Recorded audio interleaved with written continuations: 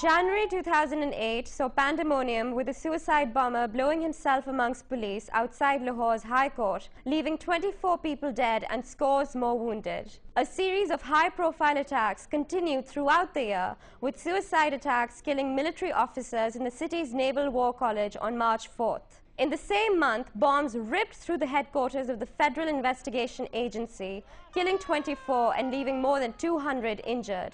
In March 2009, the popular Liberty Chalk Market became a scene of terror, with gunmen attacking a bus carrying Sri Lanka's cricket team to the Gaddafi Stadium. 6 policemen and a driver were killed, and 6 members of the cricket team and their British coach were left injured. March 30th also saw militants setting siege to a police training centre in the suburb of Manawa. The 8-hour shootout killed at least 12 people and injured many more. 4 of the militants were shot down and 3 were arrested. The most recent attack was a suicide blast at Lahore's ISI offices on the 27th of May 2009. A senior army officer was amongst the 25 killed. The attack also saw more than 250 casualties.